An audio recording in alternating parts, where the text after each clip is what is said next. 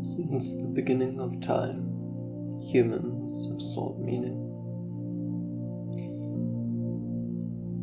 Since the beginning of time, as humans we have found ourselves in the middle of heaven and earth, in the middle of good and evil, in the middle of light and dark, in the middle of our own suffering. This middleness is the product of an infinite universe. The universe is truly infinite, and each of us, and in fact, everything, is the center of the universe. Because there is no center. Does this lead us to a fatalism, an existentialism? Not necessarily. Existentialists looked at the world and saw no meaning, no point, and so despaired. I look at the world, I see no meaning, I see no point, and I celebrate. What a tremendous liberation. If there's no assigned meaning, everything becomes meaningful. If there's no point, everything you do, as you do it, becomes the point.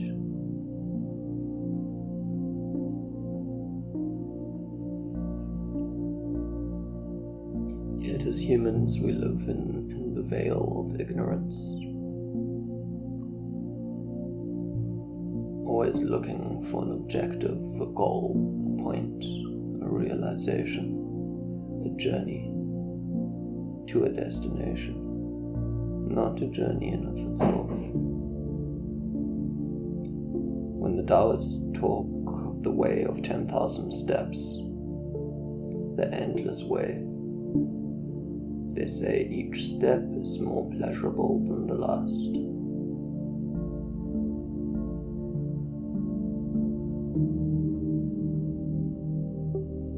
No step is the final destination. Each is a product of all the previous steps that have caused it to come into being, as well as itself being a cause for the next step, for the future step. And so what is the step that we take? This is a moment. Each step on the path is merely a moment lived fully, without expectation or objective. Most people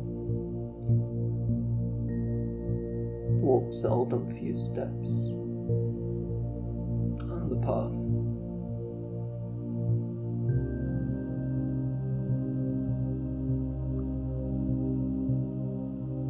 This is because the only step they take and allow themselves to take is what they view mistakenly as the last one. Only once they have accomplished their goal do they say, this is what it's about, and they experience being in the moment. But even as quickly as it's there, the mind plants a seed for another quest, another thing that needs to be done. And as soon as that seed is planted, the joy, the flow of being in the experience is lost, and one is no longer taking a step on the infinite path.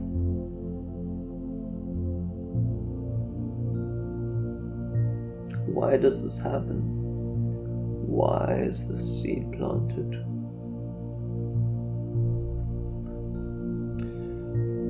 To look at this, we need to understand where it is planted. Different modalities have been used since the dawn of time to conceptualize the flow of life, of experience. One that is pertinent here is the interplay of form and formless, of life and death.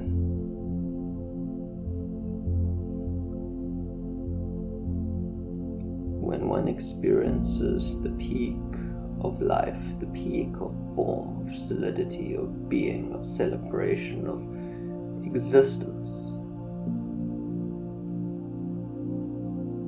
in that moment,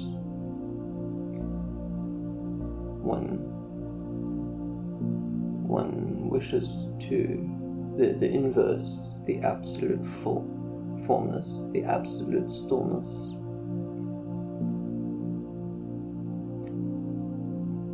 It's reflected, and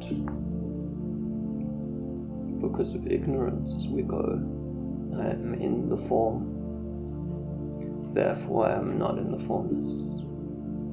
And in the form I want only to be the formless. I want only death in life. Each moment of life brings us closer to the inevitable end, to the inevitable death. And in death, in dying, we wish only for life. The young want to die, the old want to live. This is the nature of suffering. But if we find a way to expand our awareness, then even sitting in absolute form, in absolute being, substance, one is open fully to the formless, that the form becomes a celebration of the formless. The formless becomes a celebration of form. In life, one dies consciously. In death, one lives consciously. How, then, the question is, how do we develop this awareness? By doing nothing. It is this function of the mind of trying that propels us into the suffering. Do not try. Just do or do not. Do not try and find form. Be form. And in holding that form, worship the formless. Do not try and be formless. Be formless. And in the formless, hold form.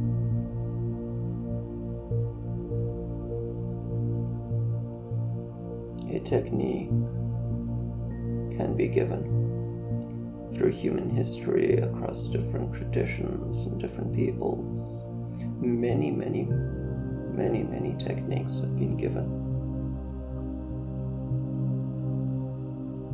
But more often than not, these techniques become a block, a great hindrance in themselves, rather than a liberation that they promise. And this is because the mind grasps. The mind grasps for substance, for tangibility, for ownership. And so one says, here's a technique. Follow breath.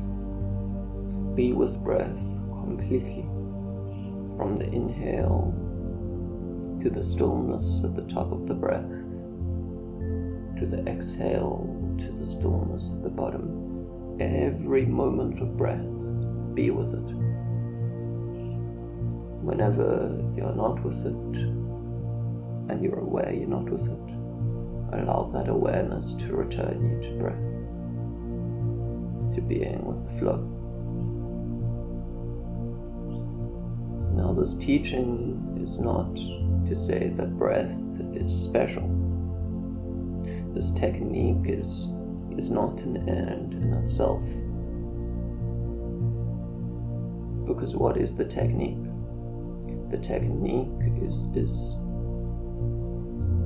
creating another mechanism of grasping, another mechanism of attachment, but one that is specially designed to bring you to the gates of direct experience.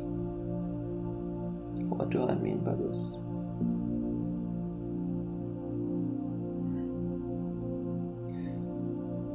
Following breath, one's mind soon departs to other things.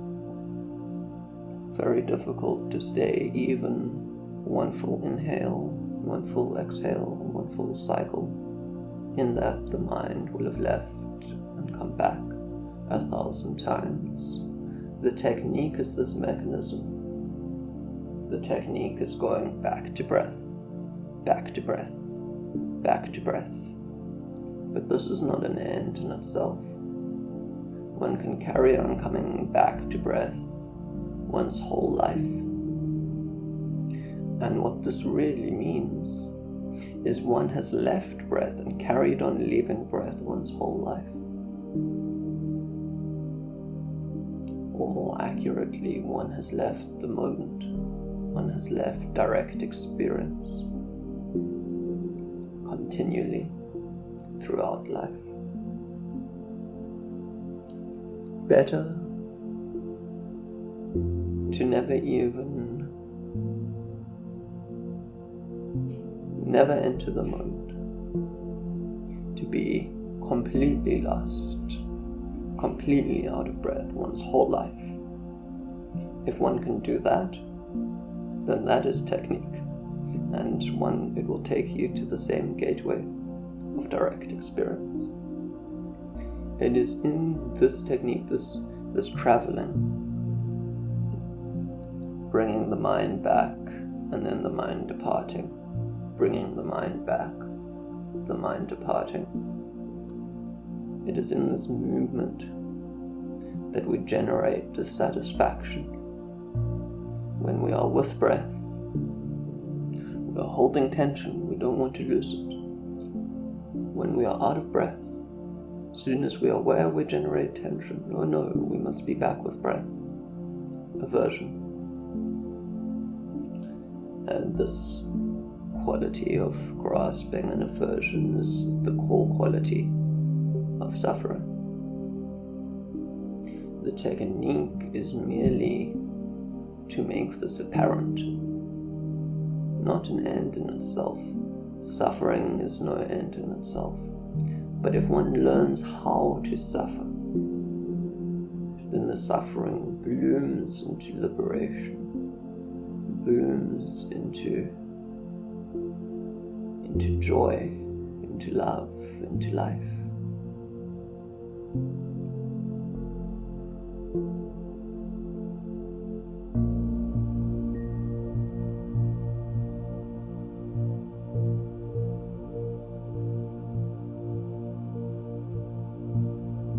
So how then does one get beyond technique? Well, the technique must assure its own demise. And so any teacher of technique must likewise ensure their own demise as well. Perhaps that's a story for another time.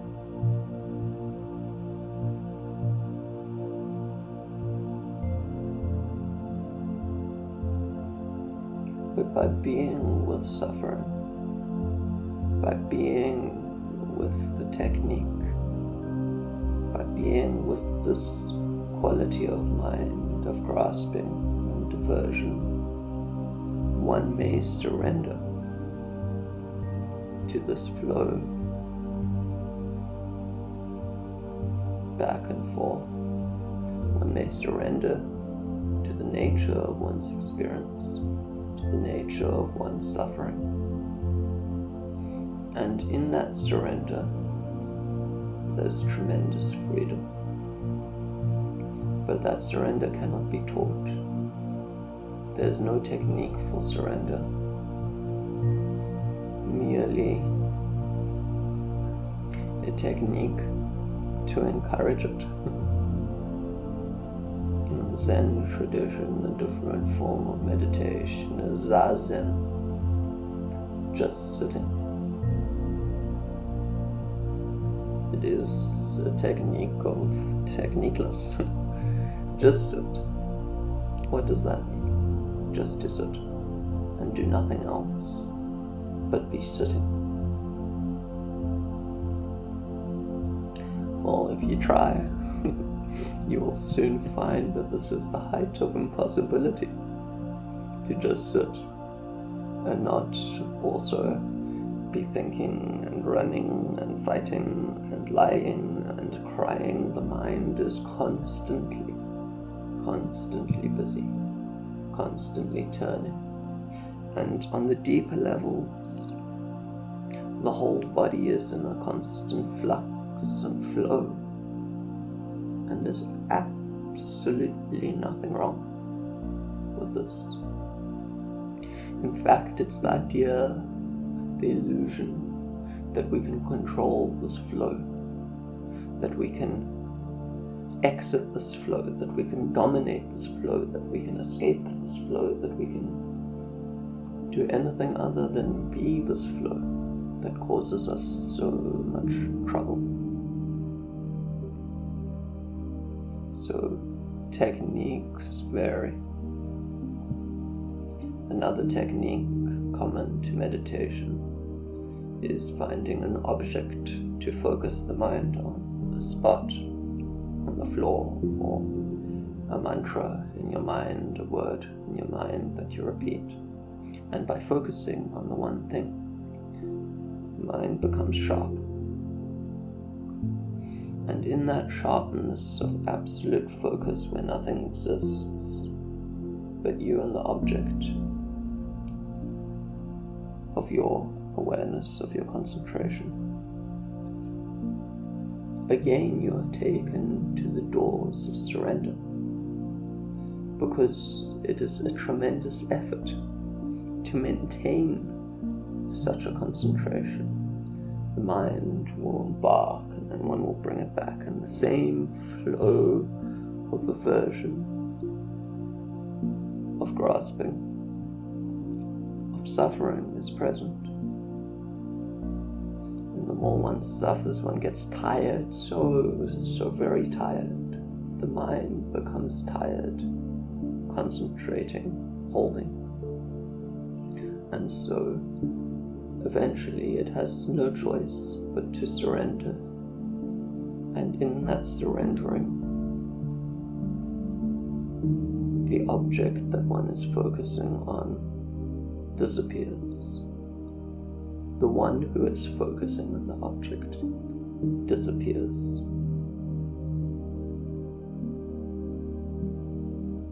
All of the flux, all of the flow, and the infinite spectrum between of experience, the infinite spectrum of the middle ground,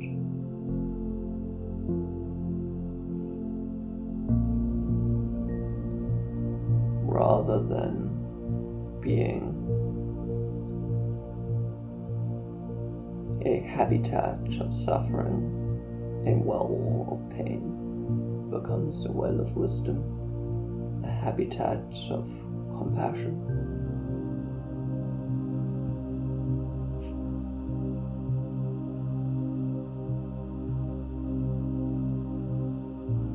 A habitat of true intelligence, knowing all, yet being none.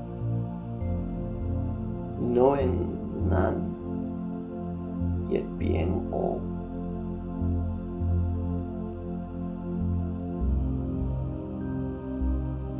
speaking by being silent, and being silent by speaking.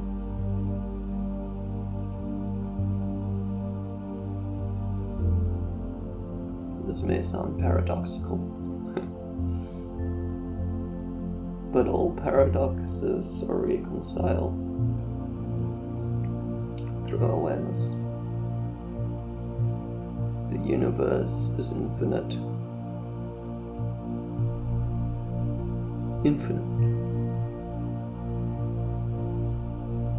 Infinity is the only thing vast enough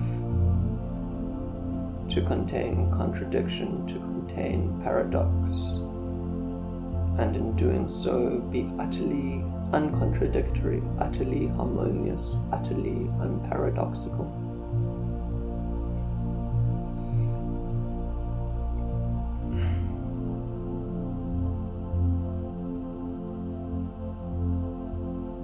This is not the nature of things that I've just described, because it is a description of the nature of things, not the nature of things itself. Anyone who speaks truth is not sharing it.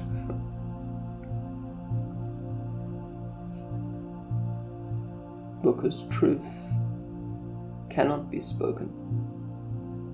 When we speak philosophies of concepts, we are creating a mental abstraction. We are creating a thought form to try and reflect, to try and articulate that which is beyond articulation, that which is beyond the very limited scope of conscious mind, of conscious thought, rather.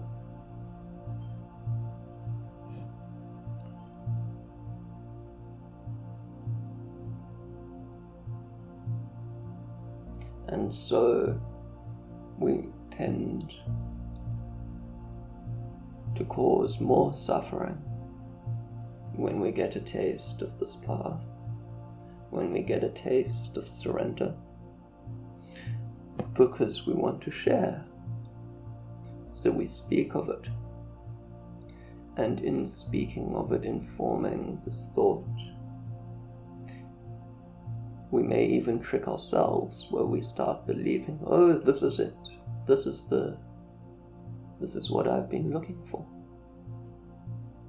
It cannot be. It is not even the palest reflection. The most beautiful poetry of love is not love. The most beautiful poetry of the nature of the universe is not the universe. And so the most articulate scientific description, the most detailed painting, none of these things are what they present. And so by necessity, anyone who speaks makes themselves a liar. And so all gurus or people who speak of the nature of suffering, of the nature of liberation, of the nature of the universe, are by necessity charlatans.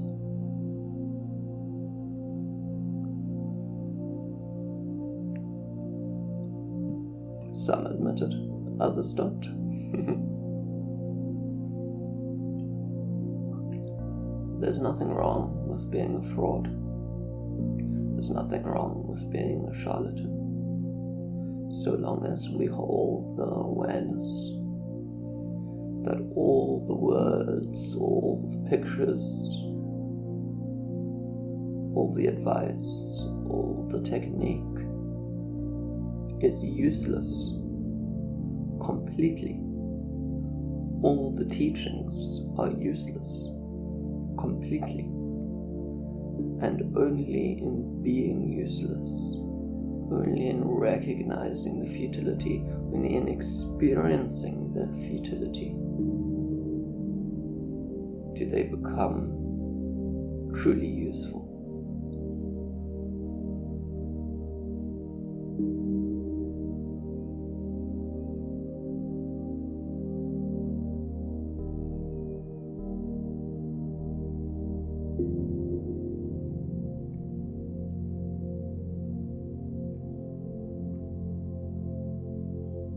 A man walks into a shop.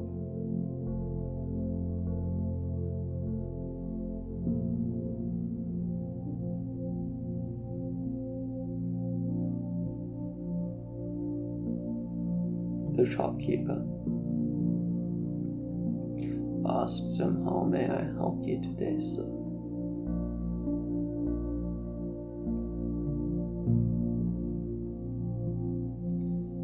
And so the man replies, "Help me by not helping me. Leave me alone. I want none of your advice. I want none of your direction. For what you want is not what I want. And you cannot know what I want because you are not me. So any advice you give me will pollute my truth, my desire. And so help me by leaving me alone. In fact, it would be better if you went into a back room, so you're not even in the same space." So the shopkeeper replies, "If you are so certain that what you want is so different to what I want,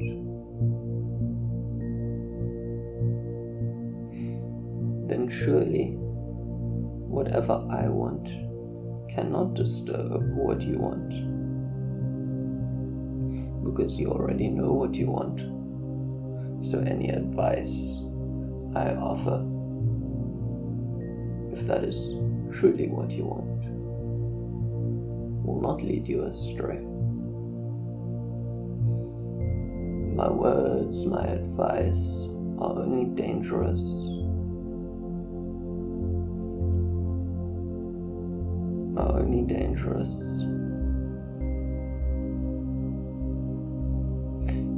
if what you think you want is not what you actually want."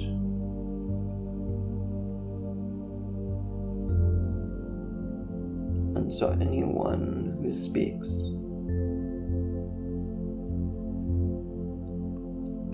is like a shopkeeper. Their purpose can only be that of the shopkeeper.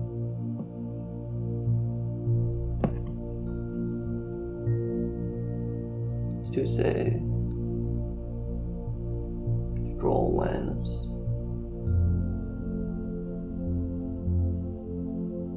that while my truth as I know it will be different from your truth as you know it, truth is still truth. What is perceived is the same. How it is perceived is different.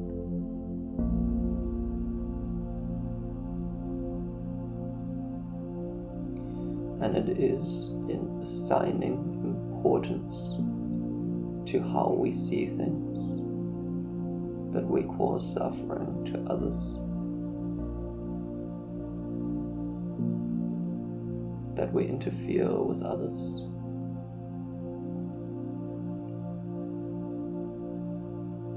The man in the shop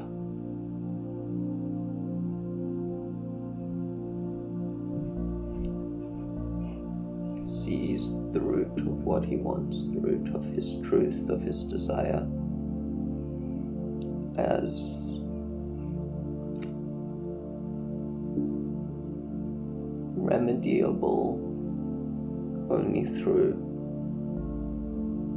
medicine, elixir. The shopkeeper sees the same ailment in himself, but sees poison as the solution to destroy it. And so they may go to war, to create or to destroy, which is right, which is good. To the man in the shop, creation is good. To the shopkeeper, destruction is good.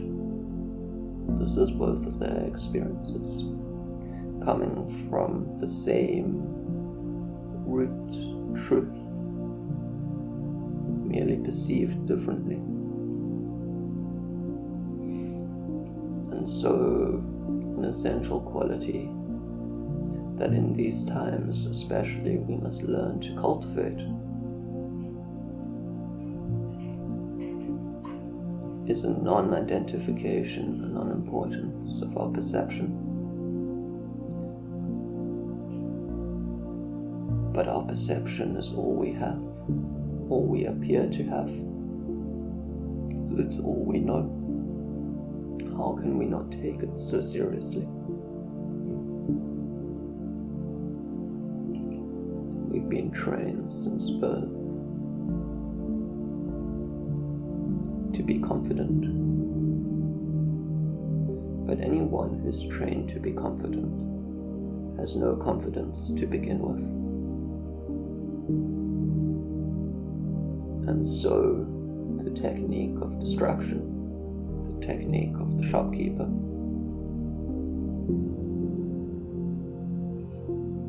is to offer poison.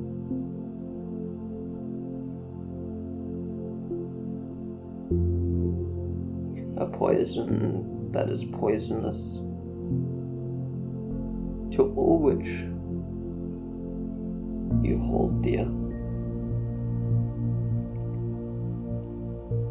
A poison which will destroy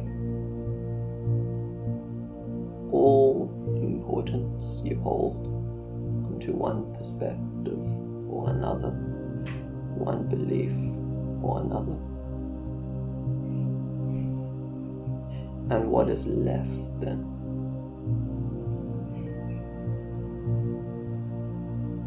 Is truth. But how can this truth be if it is unperceived? The poison does not destroy perception. This is a myth of Buddhism, that it is a nihilistic path, a path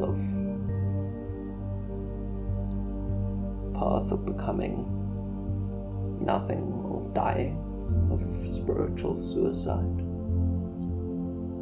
No.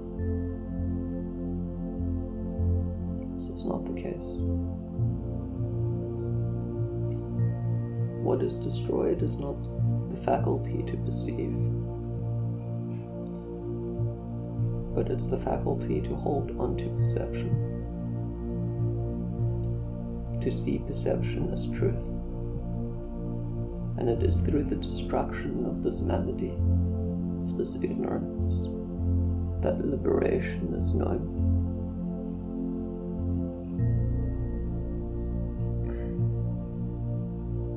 And this is the path of the aesthetic.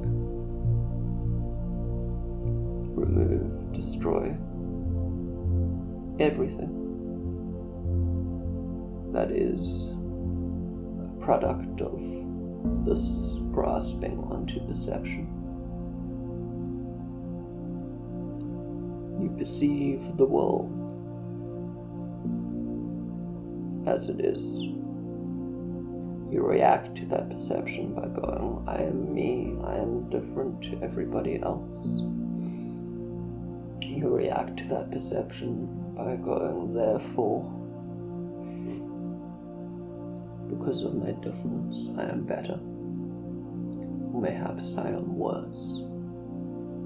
At times, both. To remove that is the work.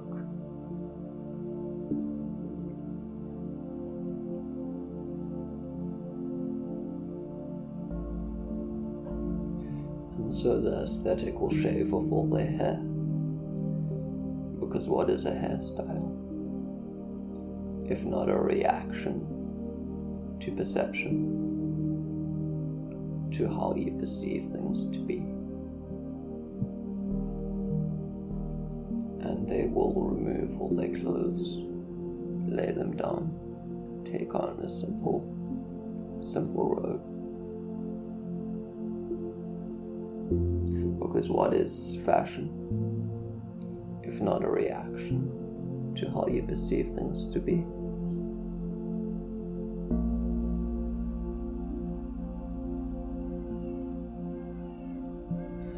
This is a tremendous paradox, it may seem. You are wanting to come out of reaction to what you perceive.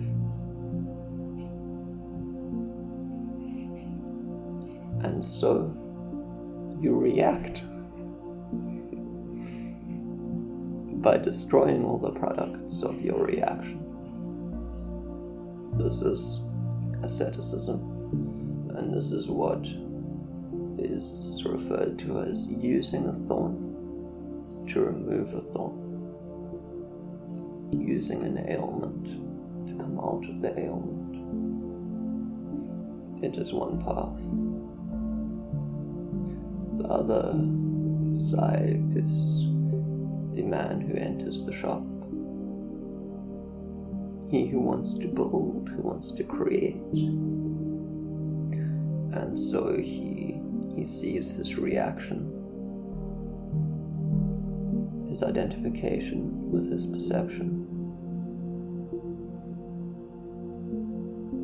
And he says, to come out of this, I must become more than I am.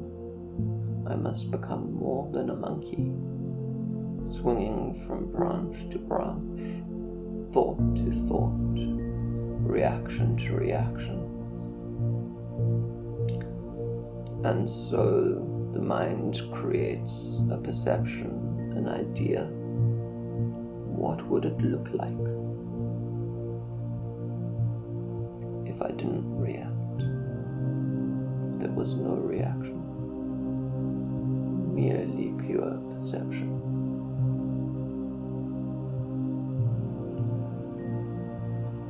And then one may come up with certain things. Oh, well then there's no immorality.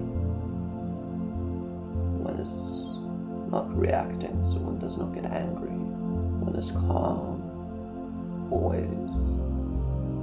One does not hurt others. One does not do this. One does not do that. One does this. One does that. And so policeman is made in the mind to enforce these rules, to enforce this way of being.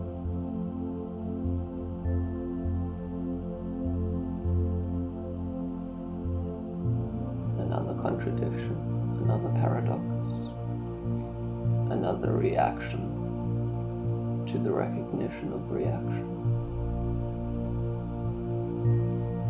And so both the path of creation and destruction are paths of suffering, not of liberation.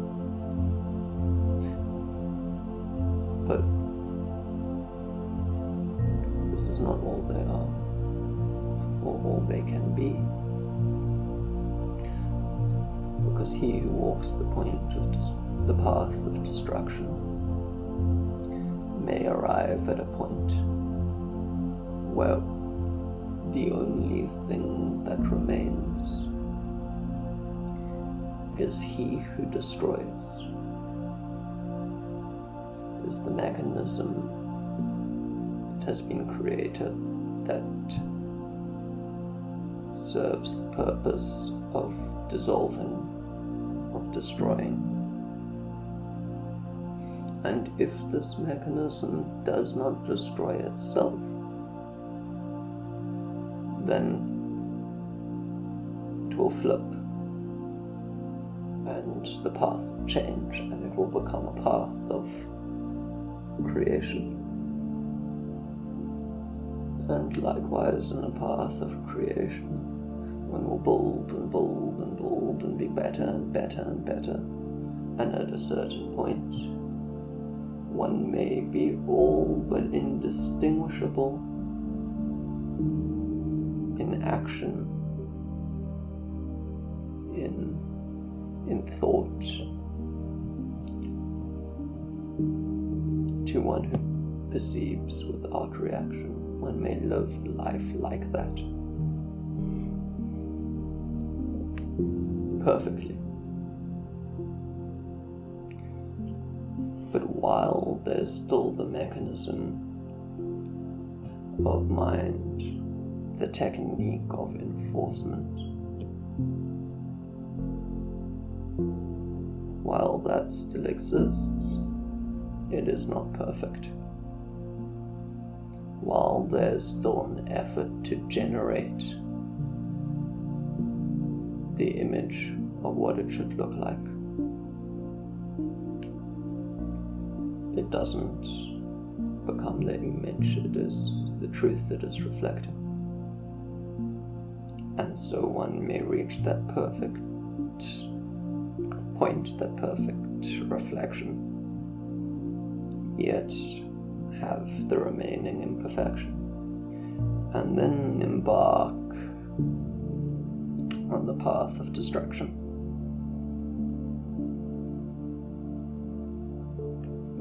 And destroy all that they have created, all of the perfection. How then to get out of this cycle? Because there are many, many, many paths. As many paths as there are minds, as many paths as there are grains of sand on the earth. Infinite paths.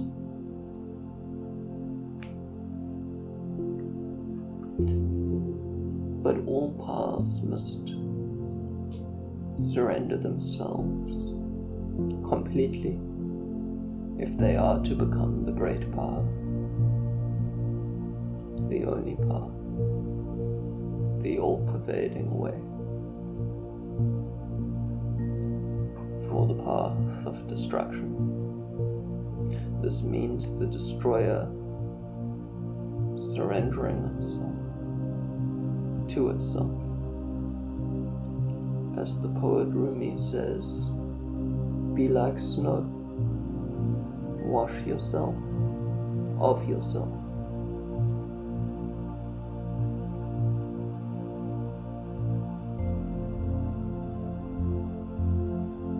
That is surrender. And indeed, on the path of creation,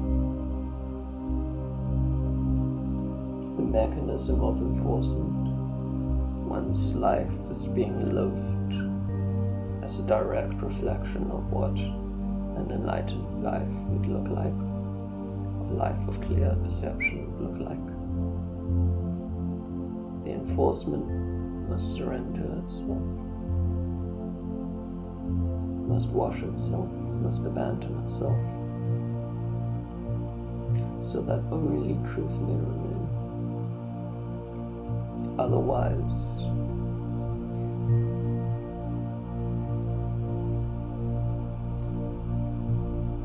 it will not be a truly accurate reflection. Because while there's something holding you, keeping you in truth, it is not really truth. because truth is there every step of the way, on every path, on any path.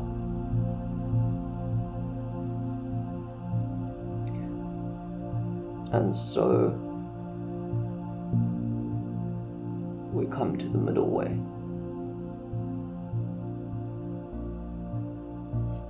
The middle way says any path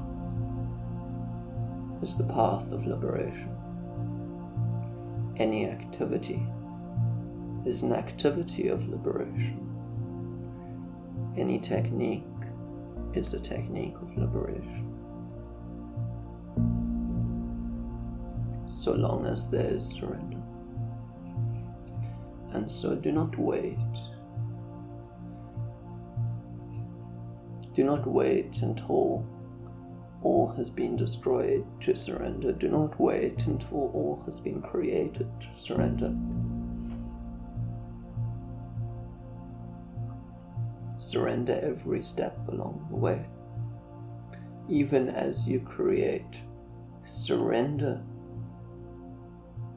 to that mechanism of creation. Even as you destroy, surrender to that mechanism of destruction. Even as you arrive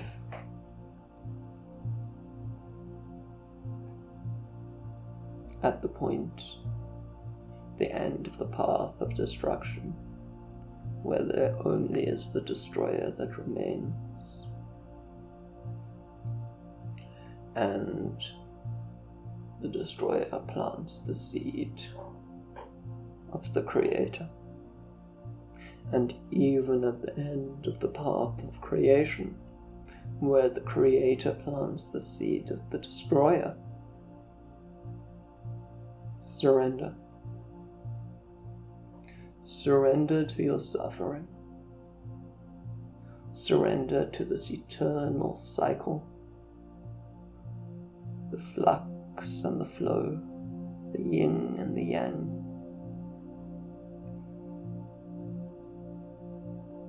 Do not idle, going, creation is the way, no, destruction is the way, this way looks good, that way looks better. All ways are equally useless, and so have the potential to be equally useful. What path you walk truly doesn't matter. What you do doesn't matter. What you say doesn't matter. What you think doesn't matter.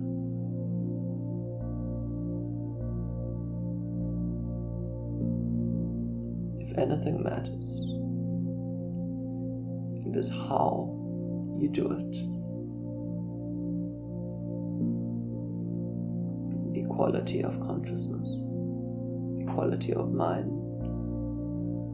Are you surrendering to what you are doing? Or are you generating agitation?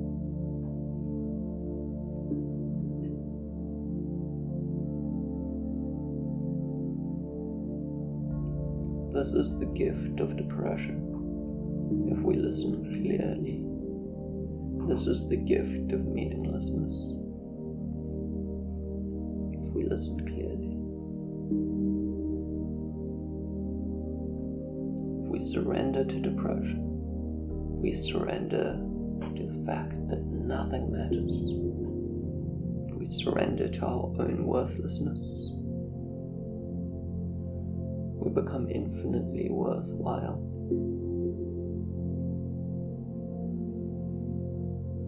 Everything becomes infinitely meaningful. And so one must learn to do what seems to be impossible. Surrender to the experience of not being able to surrender. Surrender to the experience of surrendering. Surrender must be total, complete, unheld back. And this is truly the most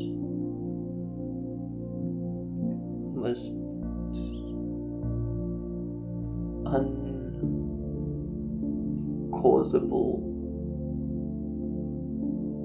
aspect of experience. Nothing anybody can say or do will create this experience in you. Nothing you say or do will create this experience in you. And equally, nothing you stop doing, nothing you let go, will create this experience in you. It is beyond mechanisms of duality. And so, in our world, we have lost this.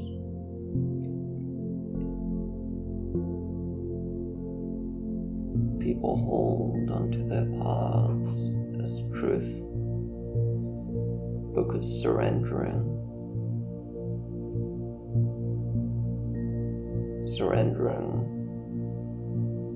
to a lack of truth is far too terrifying.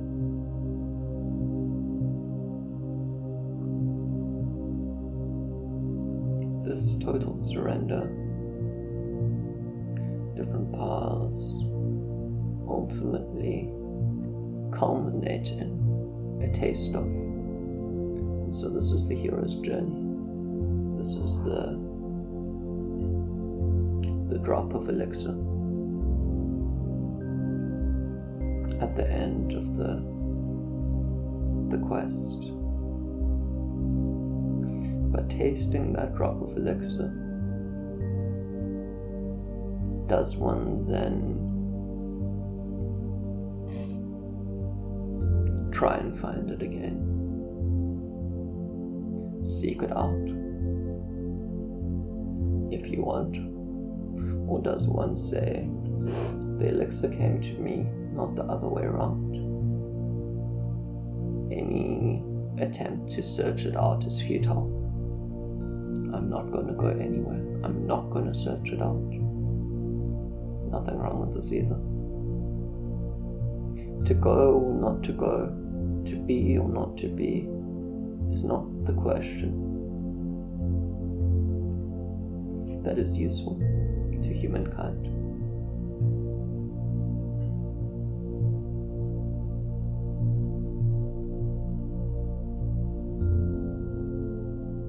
Or perhaps it is useful in so much that we recognize its futility, in so much as we recognize this question to be unanswerable, or all answers to be equally useless.